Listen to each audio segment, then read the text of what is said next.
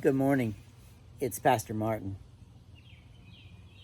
I'm coming to you from the beauty of my backyard garden. I want to read to you a book this morning. It's a book we'll read stories out of for a while.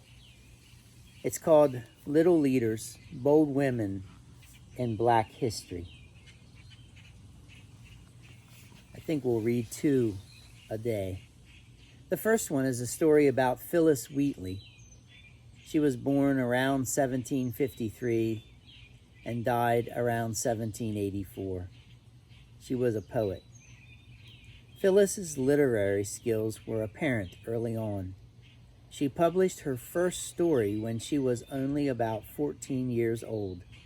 For anyone, this would be a major feat, but Phyllis was also a slave, so it was truly unique. Her original name, date of birth, and exact birthplace are all unknown.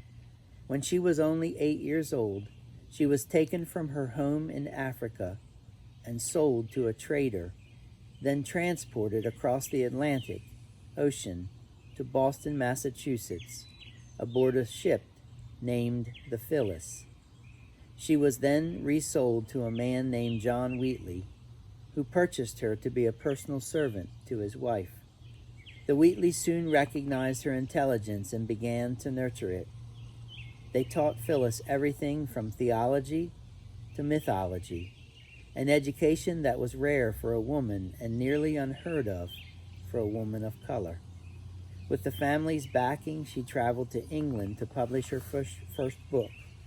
Poems on various subjects, religious and moral, was the title of that book. She was the first African-American woman poet ever to be published. She corresponded with George Washington and the famous French writer and philosopher Voltaire, who called her a master of English verse. Her work was so powerful that abolitionists used it as an example of the intelligence and promise of black people. In 1767, she was emancipated. Unfortunately, she struggled financially and lived in poverty for the rest of her life. She received a great deal of praise during her time, but validation from white society was integral to her success, and it never came. She continued writing, but was not able to find a publisher in America. Her talent and body of work live on as a fundamental contribution to American literature.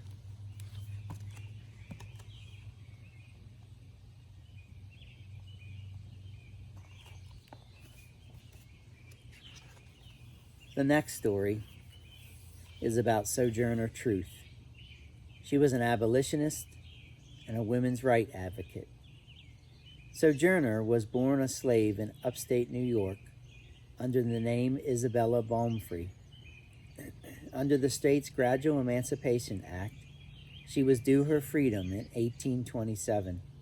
When she realized her slave owner was planning to keep her enslaved, Sojourner ran away with her infant daughter in tow.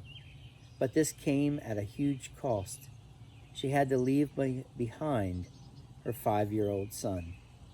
The slave owner sold Sojourner's son to a plantation 1,000 miles away in Alabama.